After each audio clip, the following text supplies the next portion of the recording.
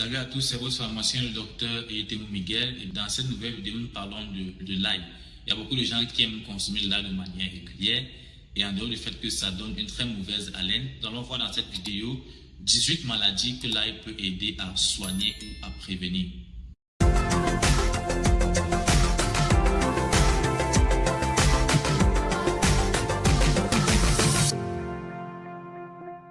Commençons par dire que l'ail est l'une des plantes les plus dont la médecine dans l'Antiquité a suffisamment écrit. Donc il y a beaucoup de documents concernant l'ail, l'usage de l'ail dans la médecine, dans le maintien de la santé, dans la prévention, le traitement des maladies, dans l'Antiquité, dans des royaumes, des empires tels que Babylone, la Chine ou encore l'Égypte, la Rome et la Grèce. Beaucoup d'entre vous ne le savent peut-être pas, mais l'ail était donné aux athlètes olympiques lors des Jeux olympiques au départ, lorsque ces Jeux olympiques commençaient en Grèce, comme un agent pour booster la performance des athlètes.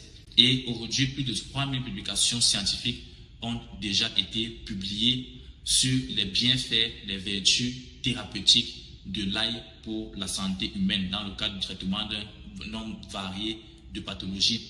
En 1550 avant Jésus-Christ notamment, l'ail était utilisé contre de grandes épidémies alors qu'il n'y avait pas encore les antibiotiques conventionnels d'aujourd'hui, contre des épidémies donc telles que le choléra, la diphtérie ou encore la fièvre typhoïde. L'ail fait partie de la famille des plantes, la famille appelée allium, la famille des alliums, les alliacées, avec l'oignon et le poireau. Nous allons dire que l'ail est un aliment extrêmement nutritif. Il est riche en potassium, en zinc et en sélénium. Il a une quantité assez importante ou modérée de calcium, de manganèse, de magnésium et de fer et contient quelques traces de sodium et de vitamines telles que la vitamine A, les vitamines B ou encore la vitamine C. Et il contient donc de très nombreux composés bioactifs, donc qui ont des propriétés biologiques prouvées telles que les tanins, les alcaloïdes, les polyphénols, les composés contenant du soufre tels que la lysine qui est l'un de ses principaux éléments chimiques responsables de ses activités ou des vertus thérapeutiques, ainsi que des polyphénols et des flavonoïdes. En numéro 2, l'ail a des propriétés antioxydantes. Donc l'oxydation dans l'organisme est un phénomène qui se traduit par l'augmentation des taux de radicaux libres. Et les radicaux libres sont des substances qui détruisent, qui attaquent vos cellules. Donc, par ses propriétés antioxydantes, l'ail va contribuer à freiner les dommages causés par les radicaux libres. Et le stress oxydatif qui provient donc des radicaux libres peut être à l'origine de conditions pathologiques telles que l'obésité, le cancer, le diabète, la prééclampsie chez les femmes enceintes ou encore les maladies cardiovasculaires telles que l'athérosclérose ou encore les maladies coronaires telles que l'angine de poitrine. J'ai déjà d'ailleurs fait une vidéo sur l'angine de poitrine. En numéro 3, l'ail est très importante pour combattre la grippe commune. Et une étude a été menée en double aveugle avec contrôle en comparaison des compléments à base d'ail avec un placebo, c'est-à-dire une substance qui n'a pas d'effet thérapeutique. Et l'on a constaté que ceux qui avaient pris le complément alimentaire à base d'ail avaient beaucoup moins d'épisodes de rhume ou de grippe. Et lorsqu'ils avaient des épisodes de rhume, leurs épisodes duraient beaucoup moins longtemps. Était beaucoup plus court que ceux qui avaient pris le placebo. Donc cela a pu démontrer que l'ail peut être intéressant chez les personnes qui sont susceptibles d'avoir des rhinites allergiques, d'avoir la grippe ou d'avoir le rhume, parce que ça va vous mettre à l'abri de cette pathologie. Et si jamais vous tombez malade, ça va promouvoir un rétablissement beaucoup plus rapide. En numéro 4, nous avons les performances athlétiques. Comme je l'ai dit en début de vidéo, l'ail était donné lors des Jeux olympiques en Grèce pour augmenter les performances athlétiques des athlètes. Donc l'ail va contribuer à augmenter l'endurance lors de l'exercice et à réduire la fatigue liée à l'exercice. Donc très intéressant chez les athlètes pour pouvoir améliorer leur performance. En numéro 5, nous avons le cholestérol. L'ail a des propriétés qui vont lui permettre de baisser le cholestérol. Et cela va notamment se voir au niveau du cholestérol total, au niveau des triglycérides, ou au niveau du LDL cholestérol qui est considéré comme le mauvais cholestérol parce qu'il augmente votre chance de développer la plaque d'athérome et donc de développer plus tard des pathologies telles que l'accident vasculaire cérébral ou l'angine de poitrine. Et un certain nombre d'études ont prouvé que l'ail peut contribuer à réduire de 10 à 15% ces mauvais cholestérol en l'espace d'un mois seulement. Et cette réduction peut durer jusqu'à une période de 6 mois. Donc très intéressant chez les personnes qui souffrent d'hypercholestérolémie, c'est-à-dire une pathologie qui se caractérise par un taux élevé ou un excès de cholestérol dans le sang. En numéro 6, l'ail est doté de propriétés anti-inflammatoires. L'ail a été prouvé pour réduire les marqueurs de l'inflammation et pour améliorer l'activité de certaines cellules immunitaires telles que les natural killers NK en modulant la production des cytokines, et cela a été prouvé comme étant bénéfique pour les personnes qui souffrent de maladies rénales chroniques terminales, d'obésité ou encore les patients hypertendus. En numéro 7, nous avons les propriétés anticancéreuses. Puisque l'ail a les propriétés antioxydantes, il va de soi qu'elle pourra donc prévenir les attaques causées par les radicaux libres au niveau de l'ADN, et cela pourra empêcher l'ADN d'être modifié et donc d'arriver à des multiplications des cellules de manière anarchique qui pourraient donner lieu au cancer. Donc là, il va aider à prévenir les cancers tels que le cancer du larynx, le cancer de l'œsophage, le cancer de la bouche, le cancer de la prostate, le cancer des reins et le cancer des ovaires. En numéro 8, nous avons les maladies cardiovasculaires telles que l'hypertension artérielle, l'hyperlipidémie, l'accident vasculaire cérébral ischémique, l'athérosclérose et l'infarctus du myocarde. Donc, par ses propriétés antioxydantes, là, il va contribuer à protéger l'endothélium qui est la paroi des vaisseaux sanguins des artères. Et en protégeant cette paroi, cela va empêcher notamment les dépôts de plaques d'athérome, les dépôts de graisse. Et donc, cela va empêcher que les artères deviennent bouchées. Et lorsque les artères donc, ne sont pas bouchées et sont d'aspect de paroi de diamètre normal, cela va favoriser donc une meilleure santé cardiovasculaire. Et là, il y a aussi des propriétés anticoagulantes, donc ça va contribuer à empêcher la formation de caillots, ça va contribuer à rendre le sang ou à garder le sang fluide et donc vous mettre à l'abri de l'accident vasculaire cérébral et des pathologies cardiovasculaires que j'ai citées précédemment. Et j'ai déjà fait une série de vidéos sur les maladies cardiovasculaires. Je vous invite à les regarder parce que les maladies cardiovasculaires sont les premières causes de morbidité, donc de maladie et de handicap, et les premières causes de mortalité dans le monde depuis déjà beaucoup d'années. Elles causent la mort chaque année de plus de 18 millions de personnes.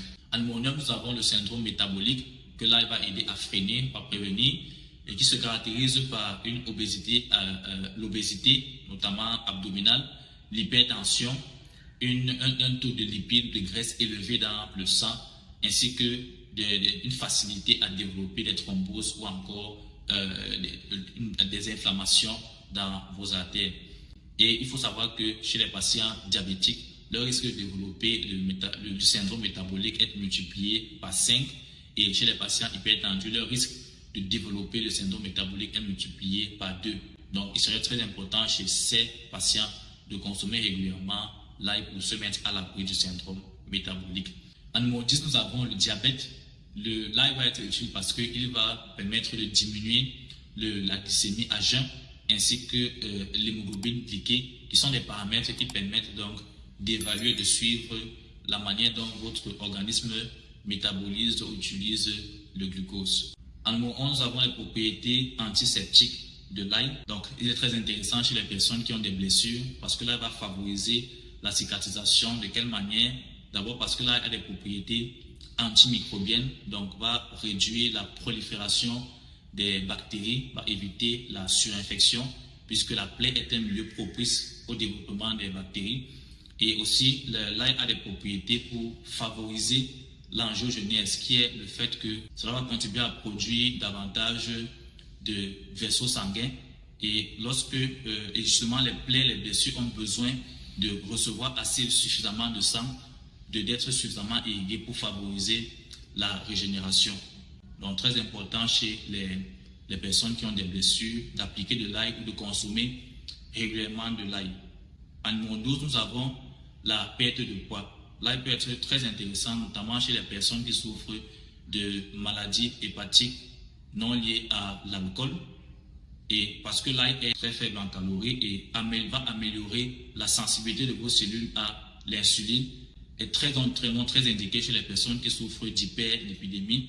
Et l'ail va contribuer à réduire ou à freiner l'accumulation de graisse, l'accumulation de lipides dans le foie. L'ail va contribuer à réduire l'évolution de la maladie hépatique non liée à l'alcool.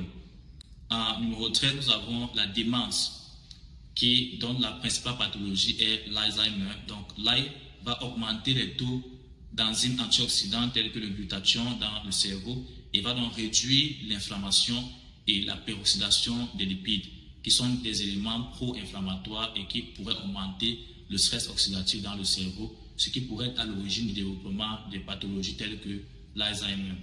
En numéro 14, l'ail a des propriétés hépatoprotectives parce qu'il va contribuer à réguler les enzymes hépatiques telles que l'azate ou encore la GGT, gamma-glutamate transférase, donc très intéressant chez les patients qui souffrent de pathologies hépatiques telles que les hépatites virales.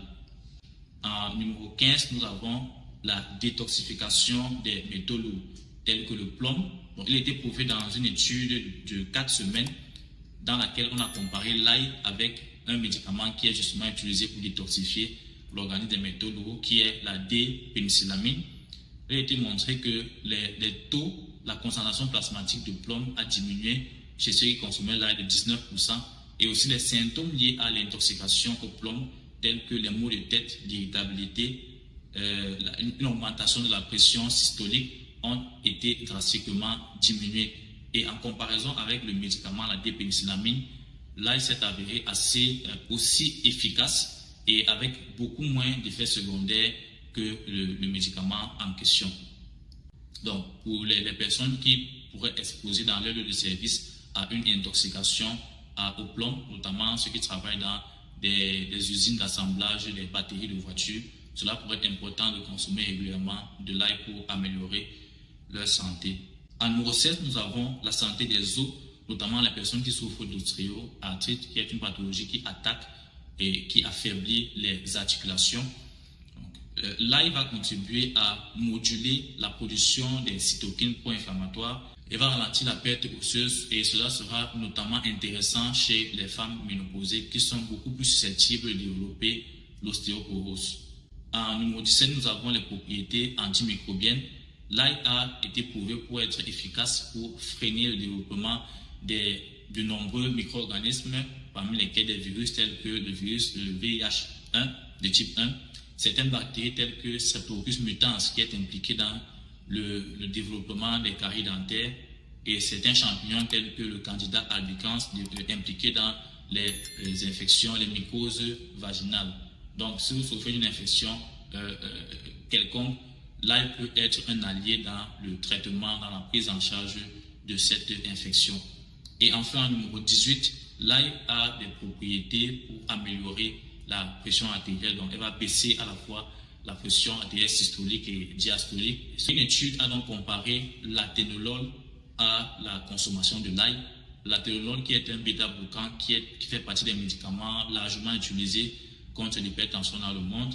Et l'ail s'est avéré aussi efficace que l'athénolol à raison de 4 gousses d'ail par jour. Donc, il serait intéressant chez les patients qui souffrent d'hypertension et de maladies cardiovasculaires en général de consommer régulièrement de l'ail. Bien, les précautions à prendre, les choses à savoir avant de vous mettre à consommer régulièrement de l'ail, c'est qu'il peut avoir des effets secondaires. L'effet secondaire majeur et connu, c'est la mauvaise haleine. Donc, si vous allez vous rendre dans un lieu public ou dans une réunion importante, il serait important d'éviter de consommer de l'ail. Cela pourrait mettre les personnes autour de vous très mal à l'aise. Comme effet secondaire aussi important, on peut avoir l'augmentation du risque d'hémorragie parce que, comme on l'a vu, l'ail a des propriétés anticoagulantes et donc il faut faire attention chez les personnes qui prennent des médicaments anticoagulants tels que les antivitamines K ou encore qui ont des troubles de la coagulation ou même qui vont subir une chirurgie parce que cela peut accroître votre risque d'hémorragie, de saignée.